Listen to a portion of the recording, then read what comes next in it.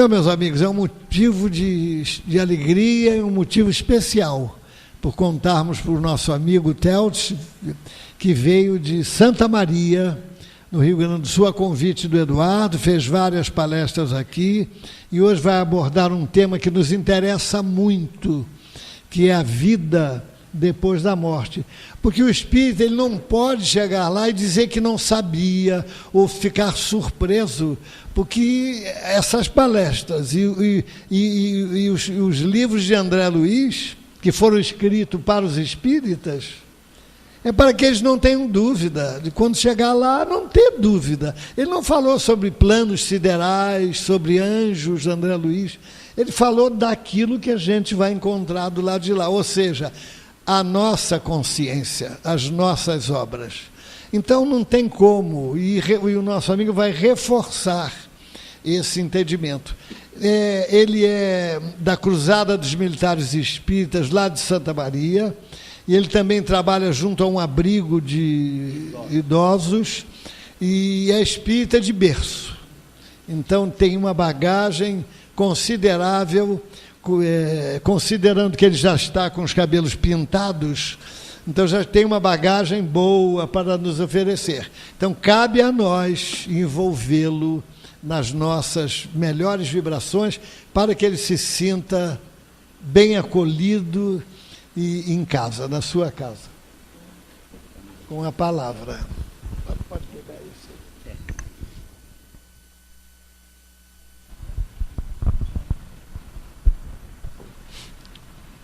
Boa noite, irmãos. Renova-se a nossa alegria por estar aqui mais uma vez. É para mim uma alegria muito grande. É uma honra estar aqui com vocês. Retornar a ver o irmão Gilberto, ainda no corpo, né, que ele diz que ele tem mais passado do que futuro. Eu estou na mesma situação dele, né? O nosso passado é maior do que o nosso futuro. Então nós queremos saudar a todos com muito carinho, com muita fraternidade, em nome dos espíritas gaúchos e particularmente da minha cidade, Santa Maria. Mas não posso deixar de agradecer ao querido irmão Eduardo, que é o meu anjo da guarda aqui nessas terras, encarnado, que me convida, apesar de toda a minha pobreza espiritual, ele me convida para vir. E vocês, como ele é um AIS, o que ele indica, vocês aceitam, né? Então, eu estou aqui pela bondade dos corações de todos vocês. Meus irmãos, nós vamos abordar então nessa noite a vida futura ou a vida após a morte. Esse é um capítulo do livro Obras Póstumas, do nosso codificador. Livro esse que muito poucos leem, mas é um extraordinário livro e que deveria ser conhecido por todos. Então tem um capítulo que trata da vida futura. E eu vou me dar o direito de ir abordando o capítulo, porque eu vou fazer um comentário do capítulo, né? Esse tema está também exarado no Evangelho segundo o Espiritismo, no capítulo 2. Meu reino não é deste mundo. Nos itens 2 e 3, exatamente com o título em negrito, A Vida Futura. Então, Kardec, ele diz que o seu propósito é examinar a influência da certeza da vida, da continuidade da vida além da morte física, na ordem social e na moralização do homem. Então vejamos bem, repetindo, Kardec diz que o seu propósito é examinar a influência da certeza, não da simples crença. Porque crença é uma coisa, certeza é outra coisa. Nós estamos vendo toda parte crentes. Até os nossos irmãos chamados protestantes e agora denominados evangélicos, muitos chamam de crentes, porque estão sempre com a Bíblia embaixo do braço, regra geral, não é? Mas são crentes. Eu li a frase rapidamente ao subir na escada ali. O Espiritismo é a doutrina do conhecimento, ou mais ou menos isso, não é? É o conhecimento que liberta, é a verdade que liberta.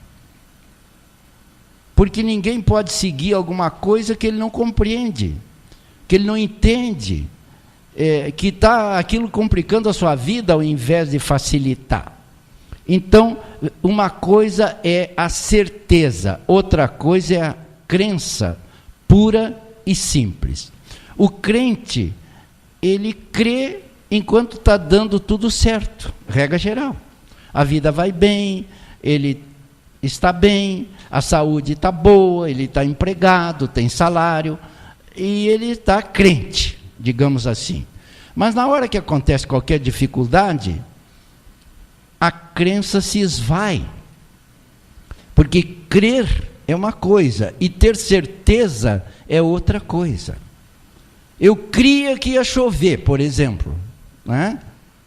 O céu estava borrascoso, os trovões, os relâmpagos, só que não choveu, não é? Se preparou para vir a chuva, mas a chuva não veio.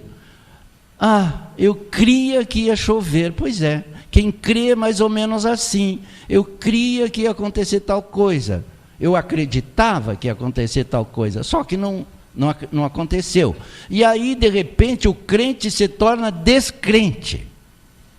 Porque acontece, por exemplo, uma fatalidade, tipo uma morte, que não é fatalidade para nós espíritas, morte não é fatalidade para nós espíritas, mas uma morte numa família de um crente. Pergunta, mas por que foi na minha família? Como se nas outras famílias não tivesse morte. Enquanto não é na nossa, ele permanece crente em Deus, na fé, e vai lá e aconselha coragem, e tenha bom ânimo. Mas na hora que acontece na família dele, ele desaba, como se diz normalmente.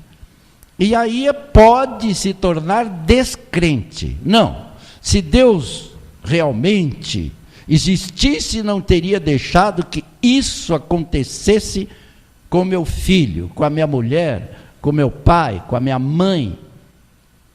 Esse é o crente. A verdade, o conhecimento, a certeza de que Deus é Pai e é a suprema justiça, a suprema bondade, é nossa, da fé lúcida, da fé verdadeira, da fé que Jesus veio nos trazer. Ele disse, eu não vim ao mundo a não ser para fazer a vontade do Pai e dar testemunho da verdade.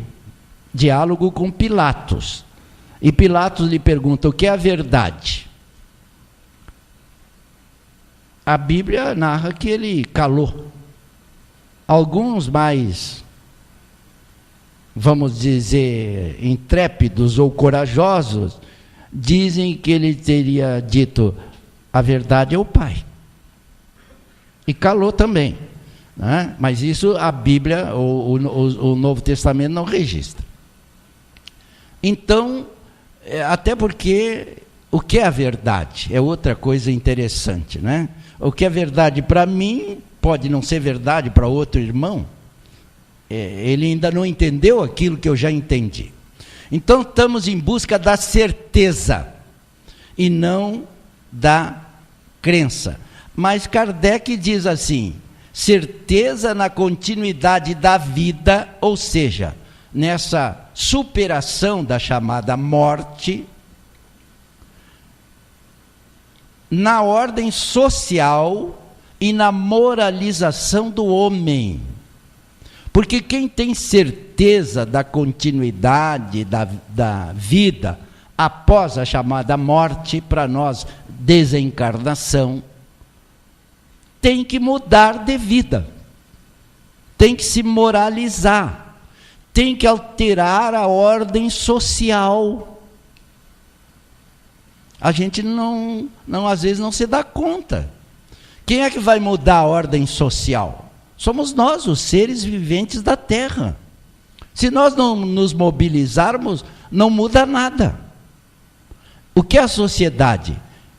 É o conjunto de todos nós, seres viventes na Terra, que temos elegido formas de administrar que ainda não são as ideais, como nós temos visto na nossa própria pátria.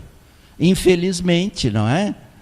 O que está acontecendo com a administração do nosso país.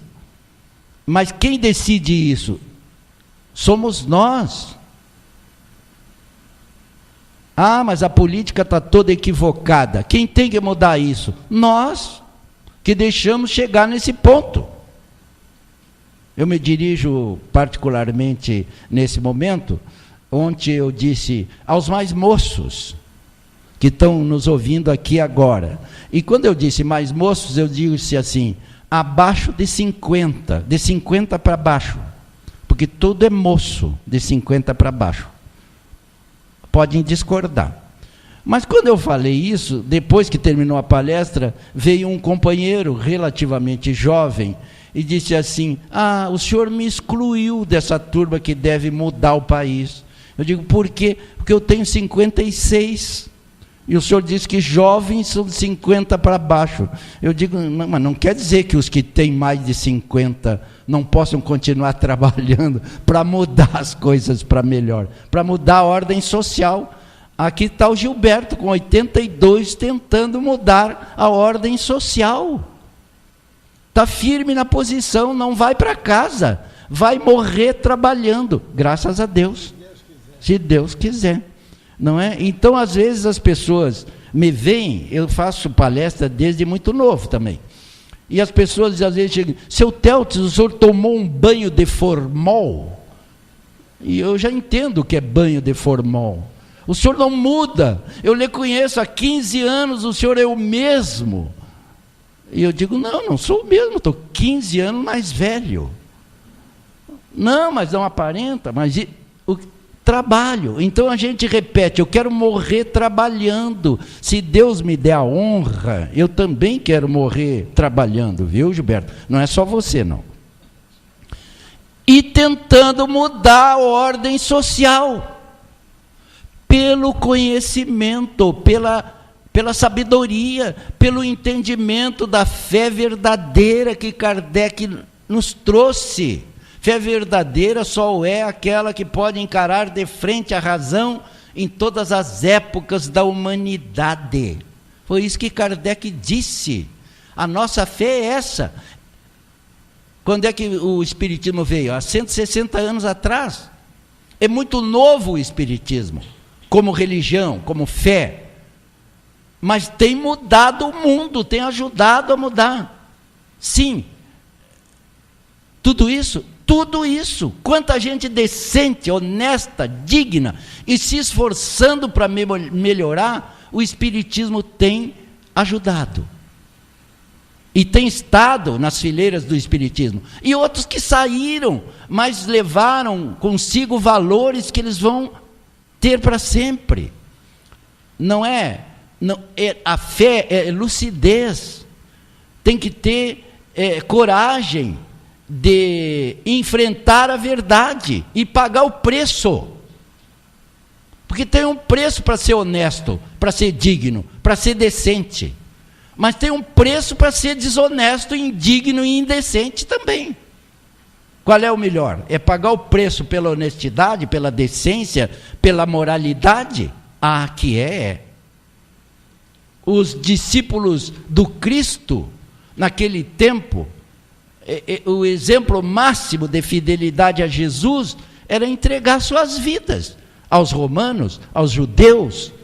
Hoje, os discípulos de Jesus não precisam mais morrer por Jesus. Hoje, os discípulos de Jesus têm que viver por Jesus, ou viverem por Jesus. E morrer trabalhando. Não precisa esperar a cruz, não precisa esperar a fogueira, não precisa esperar o circo romano, as feras. Viver por Jesus, entregar sua vida a Jesus. Ah, mas isso então nós vamos agora nos isolar do mundo? Não, o espírito é o cristão que nunca se isolou do mundo, que veio enfrentar as lutas da vida, com as dificuldades que a vida apresenta. Quem não tem dificuldades? Enfrentar. Começar pequenininho, nada começa grande. E crescer depois, com o tempo, com o trabalho, com a luta, com o suor. É isso que o Espiritismo nos ensina, porque foi isso o que Jesus veio ensinar na Terra. Então, ter certeza de que não morremos, não vamos morrer, nós vamos continuar vivendo, e isso implica num comportamento novo para a humanidade. Eu não posso roubar. Por que eu não posso roubar? Porque se eu roubar a vida inteira, eu vou passar para o lado de lá e vou continuar vivendo, e vou entrar no mundo espiritual como ladrão, infelizmente, carimbado. Está chegando de volta um ladrãozinho aí, um corrupto, não é? Agora, se nós vivermos com dignidade, com decência, com caridade, com amor, quem é que desencarnou? Ah, está desencarnando o Gilberto. Ah, mas o Gilberto... Mas olha, eu não tenho pressa não, tá? Eu também não tenho, Gilberto, mas assim... Né? Se perguntar se eu quero morrer agora, eu vou dizer que não quero. Está bom aqui, eu estou trabalhando ainda. Agora, quando eu não tiver mais força para trabalhar, aí o Papai do Céu pode me levar, porque aí eu vou continuar trabalhando lá. Não é? Então é isso mesmo. Como é que nós vamos ser recebidos desse outro lado da vida, como dignos, como cristãos, como seguidores de Jesus, ou como alguém que falhou gravemente? Porque falhar, todos falhamos, mas falhou gravemente. Falhou que levanta os olhos, se alguém encontrar alguém que ele conviveu nos momentos de desatino, provavelmente ele não olhe nos olhos, ele baixe os olhos. Feliz do cristão que vai poder olhar o outro nos olhos. E se alguém disser, mas tu fizeste isto? E se ele fez, realmente dizer, sim, fiz. Mas quem pode atirar a primeira pedra, por exemplo? Não é? Será que você que está me acusando não fez alguma coisa também que não devia ter feito? O Espiritismo nos dá essa grandeza de visão, esse alargamento de visão. Então, nós não podemos julgar. Foi Jesus que recomendou, mas nós somos donos de julgar os outros. Vamos ficar no tema. Afirma Kardec a seguir que a maioria dos homens admite a imortalidade, a sobrevivência, ou pela simples razão, ou pela demonstração através das pesquisas e estudos de caráter científicos os mais variados. Os católicos admitem que vão continuar vivendo. Os evangélicos admitem que vão continuar vivendo. Os budistas sabem que vão continuar vivendo. Os shintoístas japoneses também. E por aí vai. Os árabes, os islâmicos, acreditam que vão continuar vivendo depois da morte. Eles acreditam. Mas será que acreditam da forma correta? Aí é que tem uma pequena diferença. Os islâmicos, por exemplo, nós estamos vendo esses atos suicidas aí, de gente que se explode com bomba, faz atentados terroristas, que nós denominamos de terroristas, mas eles estão na fé completamente doida. Eles são fanáticos, porque eles acreditam, porque tem lá no Corão, que aquele que fizer a jihad, ou guerra santa, em nome de Maomé, é um herói. E se ele morrer na tal de guerra santa, ele vai para a direita do Maomé, que foi o maior profeta para eles que veio à Terra, não é Jesus, eles não são cristãos. e que terão direito a 81 virgens de harém. Vocês sabiam disso? Pois é, por aí a coisa. Então aí a gente vai entender por que eles se matam. Primeiro, por um entendimento errôneo do que seja a vida após a morte. Segundo, porque todo árabe é poligâmico. Os haréns sempre existiram.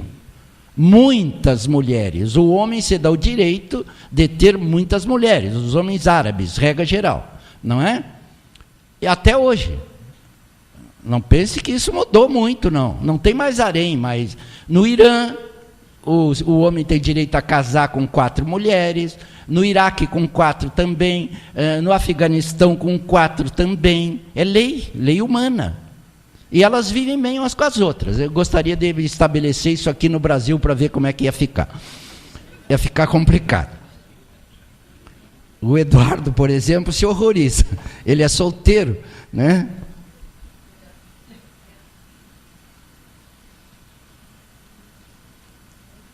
Eu ia brincar, me veio uma coisa, mas não vou brincar. Agora não é hora de brincar.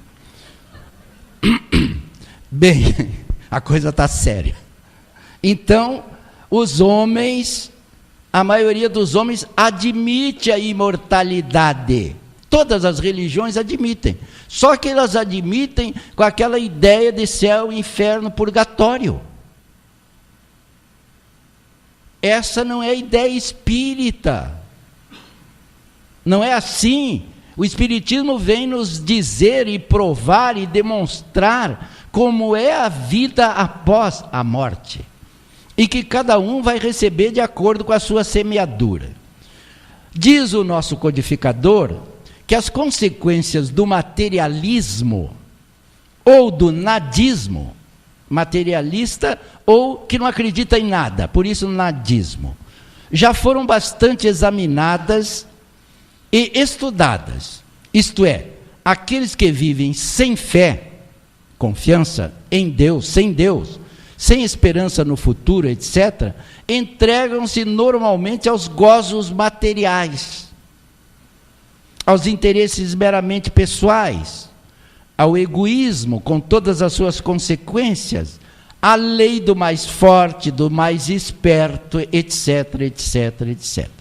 Então, nós sabemos bem quais são as consequências do materialismo. Não acredito em nada.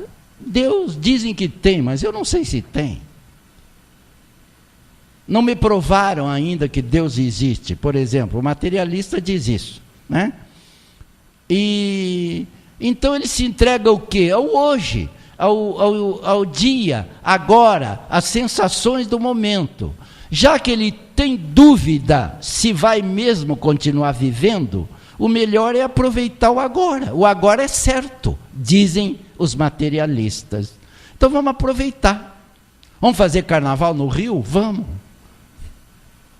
Ih, eu não devia ter dito isso. Mas agora já disse.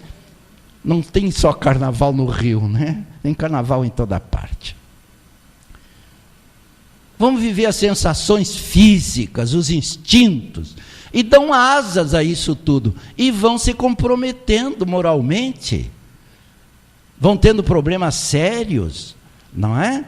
Vão se infelicitando usando o mecanismo da dúvida. Não sei se eu vou viver. Como o que é certo é o hoje, vou viver o hoje. Amanhã a gente vê como é que fica.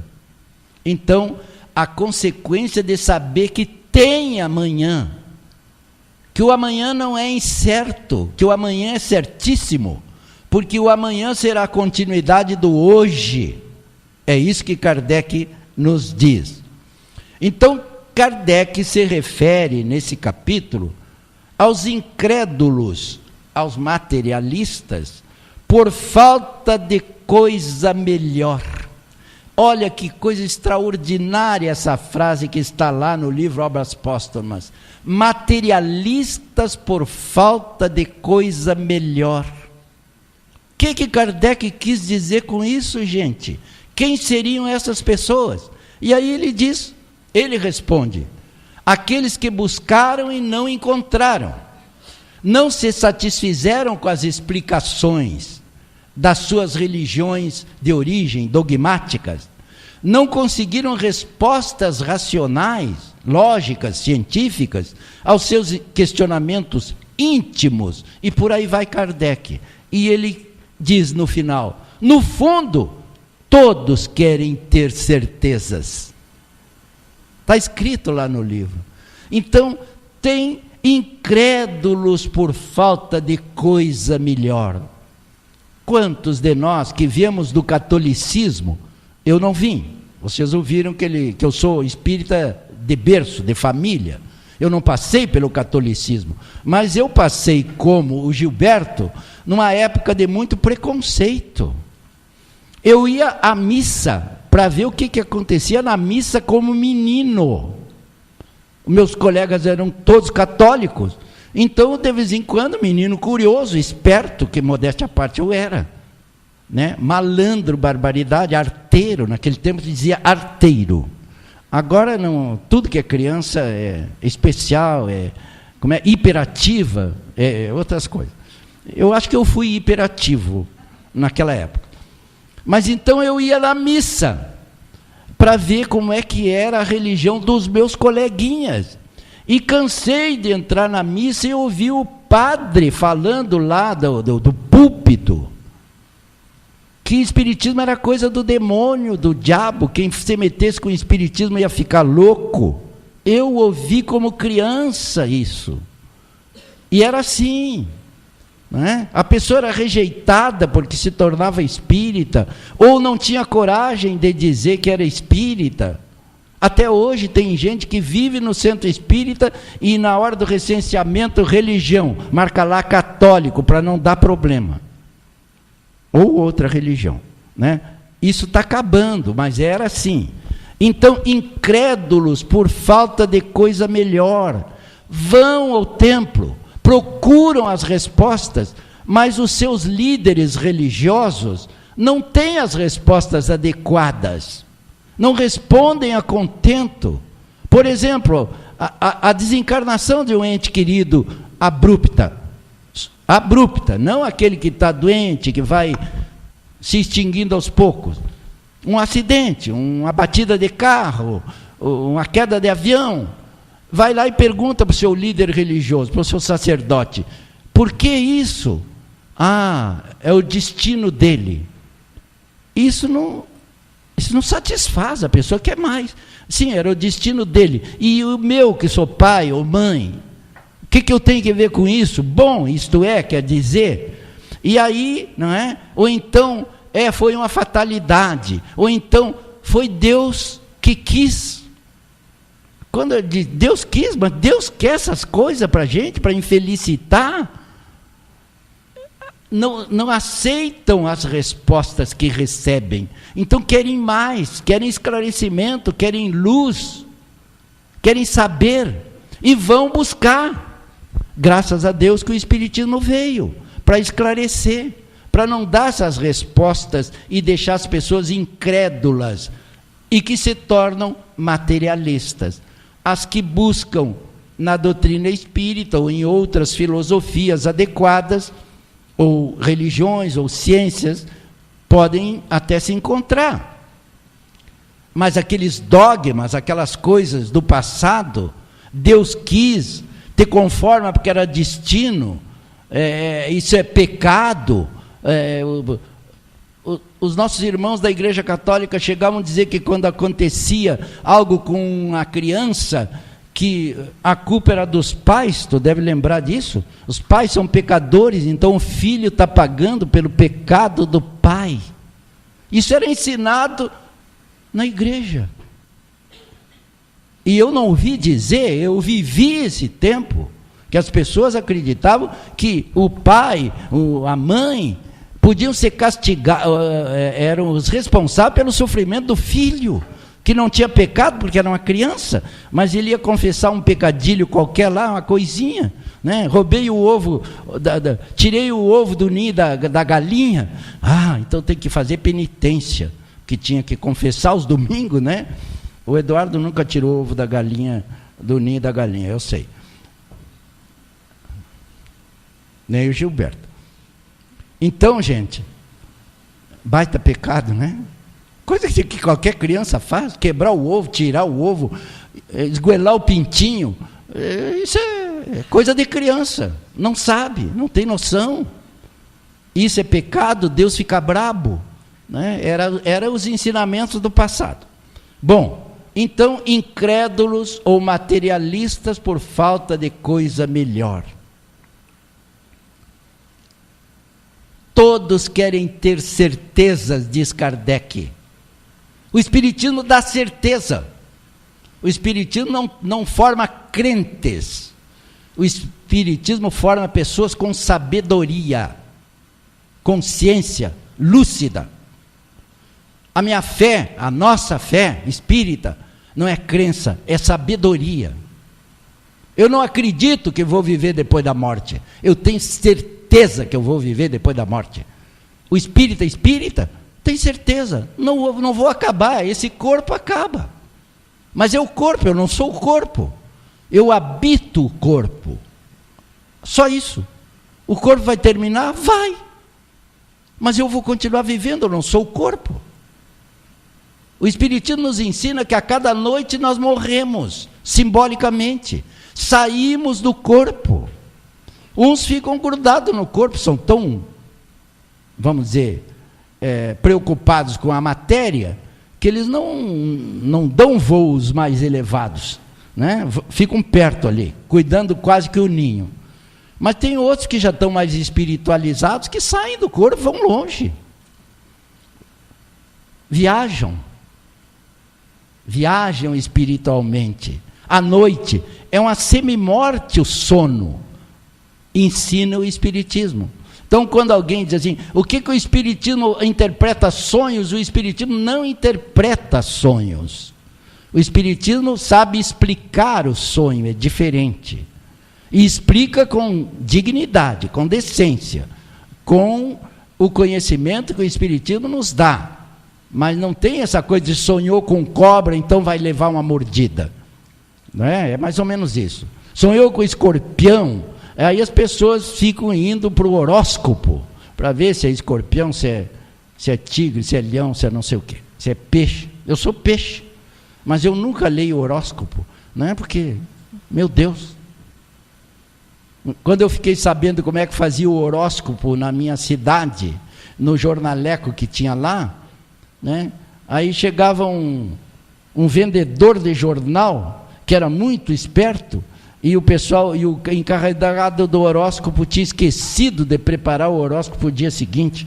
Então ele chamava o vendedor de jornal, que era muito esperto, e ele, faz tu o horóscopo aí. Aí o cara pegava um jornal de 6 meses para trás e repetia o horóscopo, porque ele não tinha capacidade nem para redigir direito aquilo. E saía ótimo, e o pessoal vai ver o horóscopo todos os dias no jornal para ver se está favorável, não é? Isso é crença, e é uma crença tão pequena, né, gente? Tão pequena. Crença. Então, vamos ter certeza. Nesse ponto, nosso codificador lembra igualmente que muitas pessoas, tomando conhecimento de verdades que a maioria ainda desconhece, temem expor-se a receber desconsideração dos outros, inclusive da família. Não comentam e não assumem.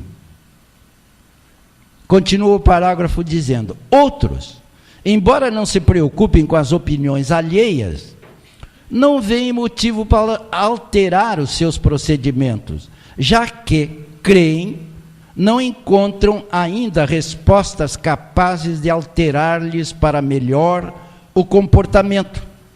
Burlam as leis dos homens, acreditam em sorte, em azar, e se lhes acontece algo desagradável, buscam remediar com soluções imediatistas e fáceis. Vamos analisar esse parágrafo. Alguns que tomam conhecimento das verdades, mas que não assumem, que não têm coragem de assumir. Por exemplo, alguém que vem de uma família tradicional católica, por exemplo, ou evangélica, protestante. ele acha no Espiritismo as respostas que ele buscava. De repente, o que Kardec está colocando aqui, ele começa a sofrer críticas da sua própria família, seus amigos. Mudou muito, estás muito mudado ou mudada. O que aconteceu contigo? Tu ia à festa com a gente, tu bebia cerveja, tu bebia uma cachaçinha, uma caipirinha, um não sei o quê, a gente festava à noite, até altas, e agora tu está mudado. O que aconteceu contigo? É que agora eu sou espírita. Tá louco? Tu vai ficar louco, vai te meter com essas coisas? E por aí vai. Então, são essas pessoas que Kardec fala. Não comentam, mas não assumem também. São frequentadores, muitos continuam frequentadores, gostam de vir, mas a vida não muda nada para eles. Gostam de estar aqui, gostam de ouvir as palestras, gostam, em suma, do que o Espiritismo apresenta, mas não alteram quase nada a sua forma de viver. Aí Kardec diz que tem outros, que não se preocupam com a opinião alheia, não faz mal que recebam críticas, só que eles, para continuarem no mesmo ritmo de vida, eles dão desculpas. Azar, sorte. Será que espírita pode falar em sorte e azar? Me perdoe, mas sorte e azar, para quem é espírita de verdade, acabou. Se aconteceu, aconteceu porque tinha que acontecer. Ganhou na Mega Sena sozinho? Sorte ou azar? Depende. Quanta gente ganhou na Mega Sena sozinho e parecia que tinha sido uma sorte enorme e foi um azarão daqueles, né? Destruiu a família, gastou tudo que tinha da fortuna, destroçou outras tantas famílias, porque aí você dá o luxo de estar poderoso, cheio de dinheiro, etc. Sorte ou azar ganhar na Mega Sena sozinho, ou com 2 ou 3. O que é sorte e o que é azar? Que azar? Você desastrou? Azar? Não. Pode ter sido descuido, pura e simplesmente. Pode ter até causado desastre à pessoa, por ser não atenciosa, por exemplo. Não sinalizou o pisca e entrou na faixa do outro. E o outro bateu, que azar, bateu no carro novinho. Azar nada. Mau motorista, não é? Colheu o fruto da sua imprudência. Não é azar. O Espiritismo vai nos dando esse tipo de conhecimento. Quem planta, colhe. A lei é para todos. Alguém está pensando que essa turma que está lá em cima, plantando espinho de tudo que é jeito, não vai colher? Pela justiça dos homens, alguns deles não vão poder nem gastar o dinheiro que estão nas contas no exterior, né? Mas eles vão ter que acertar com a justiça divina. E vão acertar como? Lei de ação e reação. Vão colher a semeadura dos espinhos, da corrupção, da indignidade. Mas vão colher quando?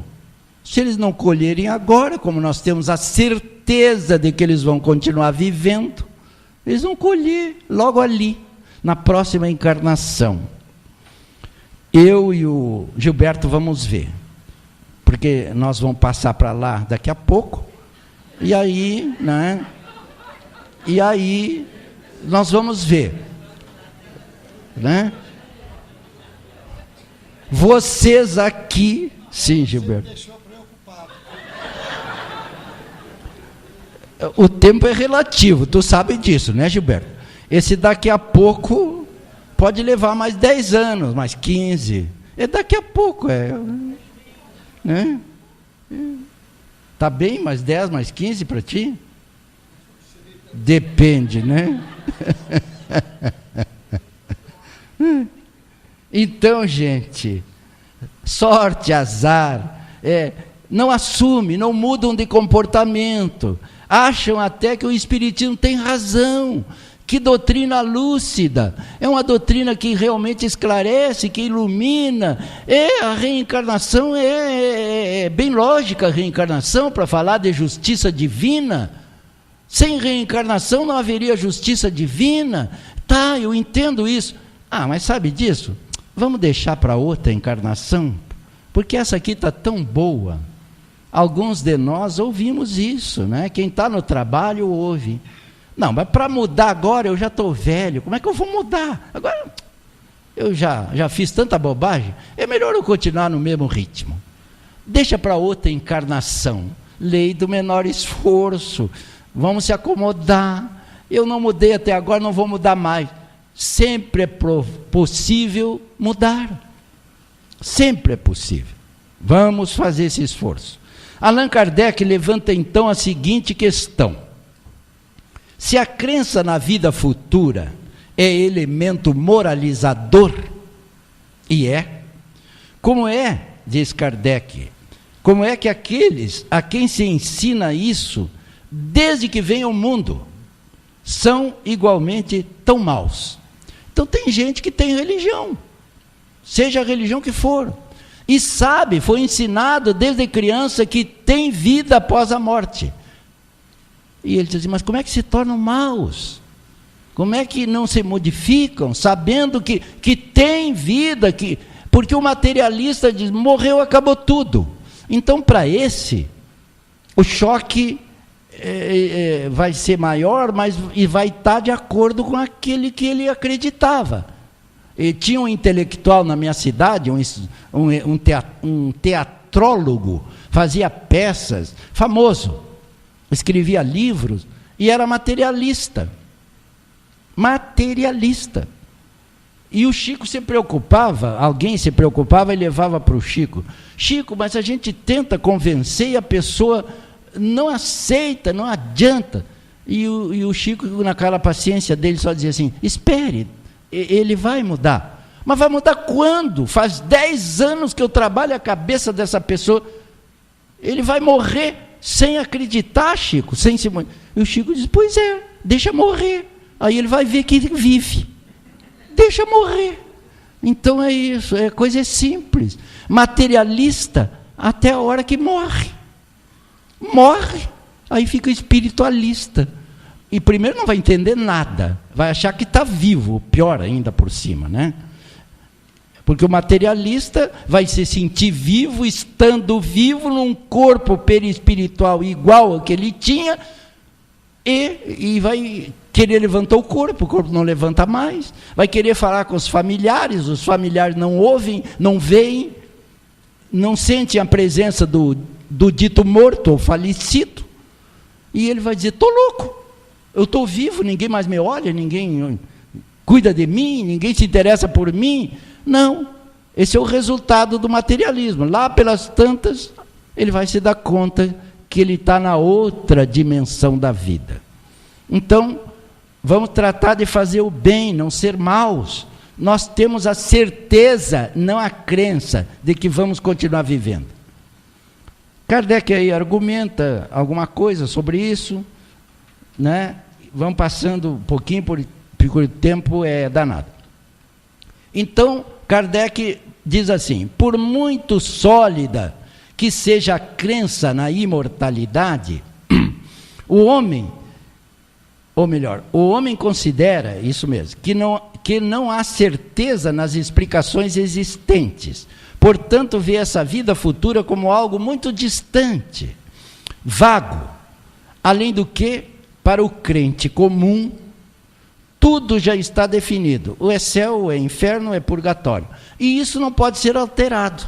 Então as religiões tradicionais ensinaram isso, os católicos, porque os evangélicos não têm purgatório, só tem céu e inferno. Quem foi evangélico sabe disso. Para os adeptos da Bíblia, do protestantismo, é céu e inferno, purgatório é criação da Igreja Católica. E a própria Igreja Católica, no início não tinha purgatório. O purgatório foi uma ajeitada que os nossos irmãos sacerdotes Nós, nossos irmãos sacerdotes, eu aqui que estou falando para vocês, que tive uma informação que eu já vesti uma batininha, né, no passado, lá para trás. Tu também, Gilberto? Até tu, Gilberto.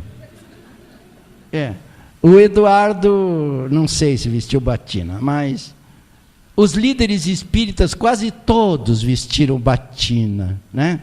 Inclusive as irmãs, hábitos. A Madre Superiora, está cheia de Madre Superiora no Espiritismo. Tem mulher que manda, não é?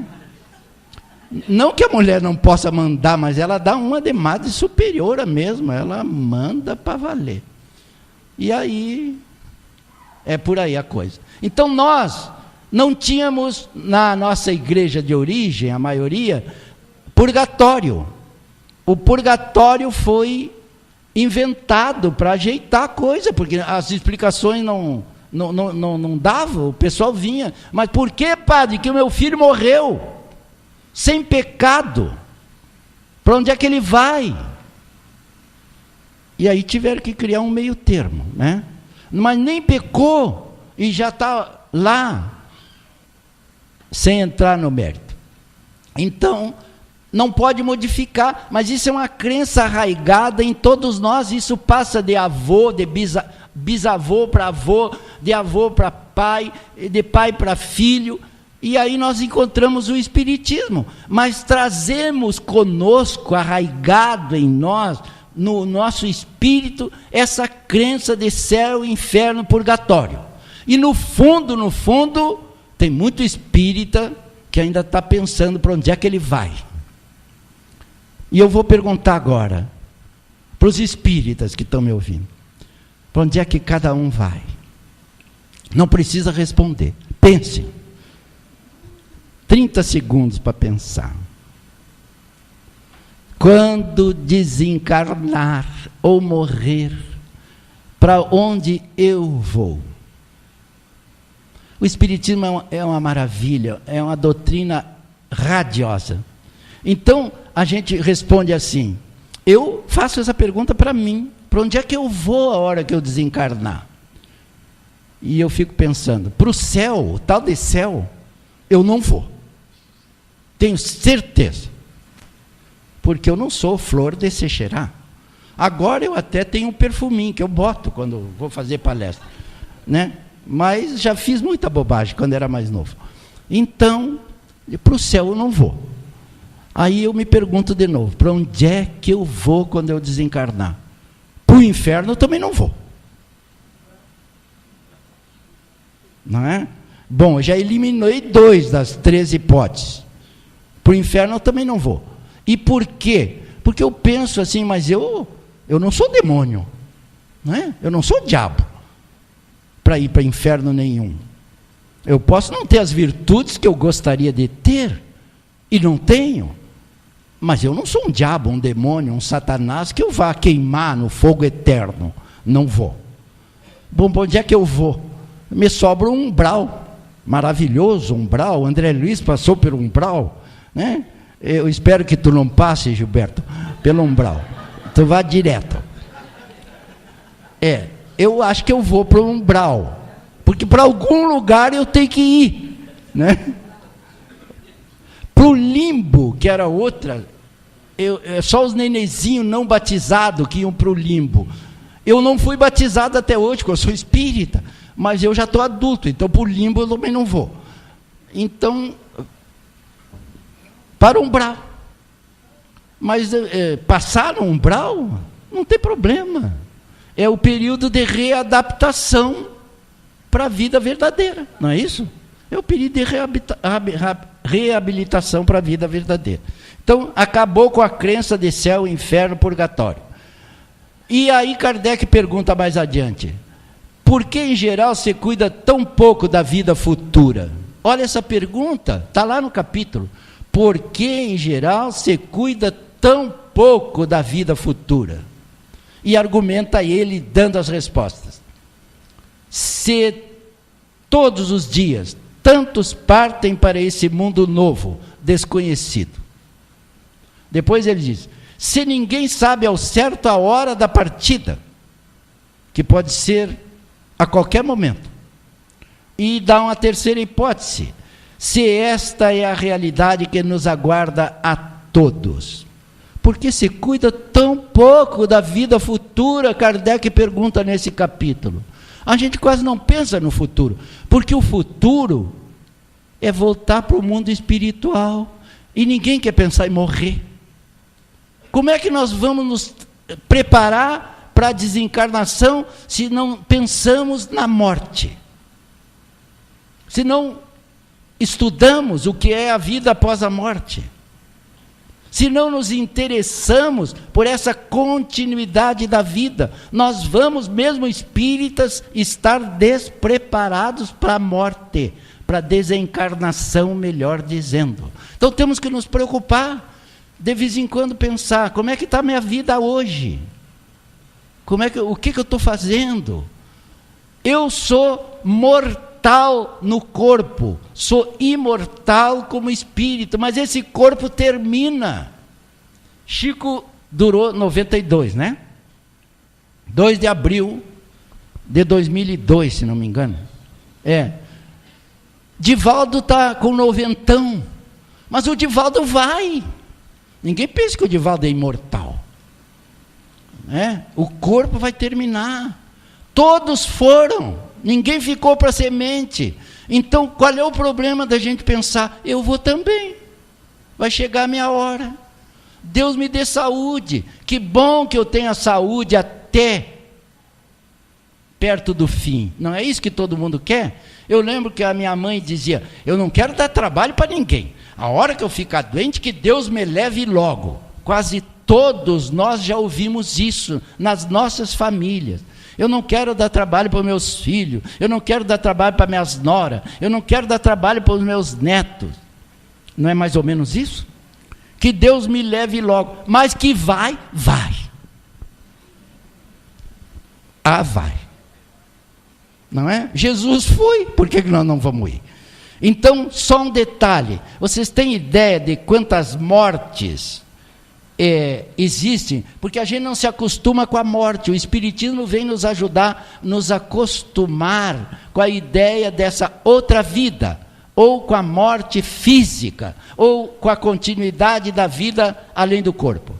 Então, numa estatística de 2011, nós temos aqui 5,2 mortes por segundo. Fazendo os cálculos, eu vou dar para vocês: 40 mortes por minuto na Terra. Por hora, 23 mil mortes. Eu vou falar 1 hora e 1 ou 2 minutos, se eu passar. Enquanto eu estiver falando aqui, são 21 mil mortes hoje, nessa hora. Bom, por dia, 547 mil mortes. Hoje, da meia-noite do dia, do 1 minuto deste dia de hoje, até o fim do dia, terão desencarnado 547 mil pessoas. Amanhã mais 547 mil. Ontem 547 mil. Por dia.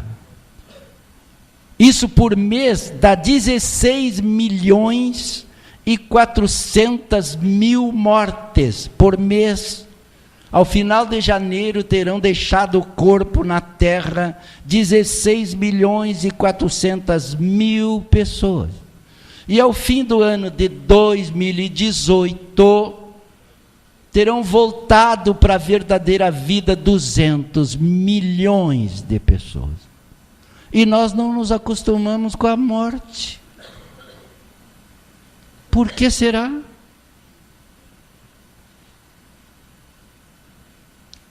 Não é bom a gente entender o que é a morte?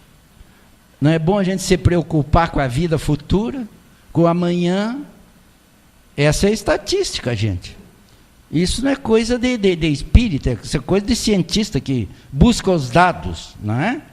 Bom, então, para ir encerrando,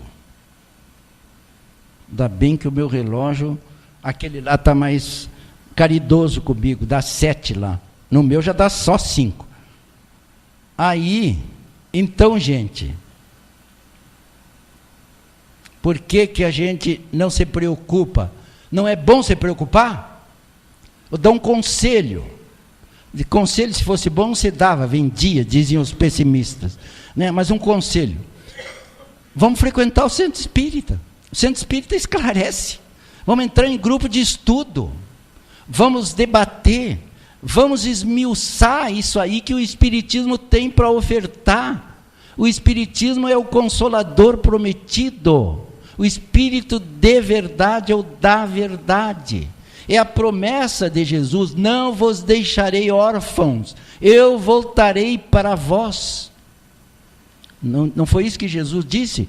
Eu rogarei ao meu Pai e Ele vos enviará outro Consolador, o Espírito de verdade, ou da verdade, que ficará convosco para sempre, vos fará lembrar tudo o que vos tenho dito, e vos dirá outras coisas que por enquanto eu não posso vos dizer. Chegou a hora. O Espiritismo está dizendo as coisas que Jesus não pôde dizer, porque os homens daquele tempo não tinham estrutura intelectual, de conhecimento, de fortidão espiritual, para entender coisas que agora nós podemos entender. Essa é a fé que o Espiritismo nos dá, é a certeza das coisas, e não a crença pura e simples. Quando é que eu vou morrer? Não sei. Agora, se eu disser, eu vou morrer, quanto por cento de probabilidade de erro tem aí? O Gilberto disse 0. O Gilberto sabe espiritismo, né? Eu vou morrer. O Gilberto vai também. Ele diz que é 0. Não é? Eu falei, eu vou morrer, né? Agora, sem querer ser pessimista, vocês todos vão morrer também. Tá? Então, não fiquem dando risadinha aí, porque vocês vão também. Nunca mais eu sou convidado para voltar aqui. Eu acho. Né? Então, gente, qual é a hora que nós vamos morrer? Não se sabe. Não se sabe. Vai ser amanhã? Não sei, pode ser. Vai ser depois de amanhã? Cada vez que eu pego um avião para viajar, eu oro e digo, Senhor, estou nos teus braços, nas tuas mãos, estou aqui em cima desse avião, se cair, que eu seja digno de morrer com decência, sem gritar, não é? Sem gritar, porque vai, né? Meus filhos, pai, tu não tem mais idade para viajar. A minha mulher é uma barbaridade, é um velho desses viajando por aí. Eu digo, pois é, minha filha, casou com esse velhinho, agora aguenta, né? Já aguentou até aqui 52 anos de casado, né? Agora aguenta até o fim. Agora, quando é que vai ser? Não sei, ninguém sabe, mas a certeza é que vai acontecer, pronto. Mas como a gente não tem medo de morrer, os espíritas verdadeiros, sinceros, né? Alguém aqui, claro que todo mundo aqui não tem medo de morrer, eu sei, ainda mais aqui no Rio de Janeiro, que tem bala para tudo que é lado, né? Favela em tudo que é lugar, tiro de tudo que é jeito. Então aqui, se vocês não perderem o medo de morrer, vocês não vão viver, né? Quando eu saí de lá do Rio Grande do Sul, uma pessoa lá da nossa casa disse assim, seu Teltz, pelo amor de Deus, volte vivo. O senhor vai para o Rio? Eu digo, vou. O que o senhor vai fazer no Rio, seu Teltz? Vou fazer palestra. Volte vivo, seu Teltz. Eu digo, eu acho que eu vou voltar. Mas se eu não voltar vivo, eu volto morto, volto como espírito. Vocês vão me receber na sessão, não tem problema nenhum. Tem médium bom aí, incorpora o seu Teltz e... Então, concluindo, quem sabe, né? Quem sabe, e não apenas crê, deve mudar para melhor, individual e coletivamente, ou seja, na ordem social. Está em nós mudarmos a ordem social, a sociedade. Vamos eleger quem agora que tem eleição? Ninguém sabe quem é que vai eleger. As pessoas perguntam, mas e agora, diante desse quadro de caos político, será que tem algum político que dá para eleger? E eu respondo, não sei. Se não tiver, a gente elege o menos pior. Não é isso? O menos pior, vê qual é o menos pior. Porque é o jeito de mudar, tem que mudar. E nós somos os responsáveis pelas mudanças. A ordem social vai mudar, mas se nós descruzarmos os braços, se nós fizermos alguma coisa, se nós nos mexermos, senão não muda. A sociedade será melhor, não duvidemos, quando o homem alterar para melhor o seu comportamento. O Espiritismo será um dos instrumentos adequados a essa mudança, porque ilumina sem impor e oferece condições para a obtenção da verdadeira fé. Kardec. Obrigado, que Deus nos abençoe, nos ilumine, nos proteja, e eu vou rezar muito para eu estar vivo para voltar aqui se me convidarem de novo. Muito obrigado.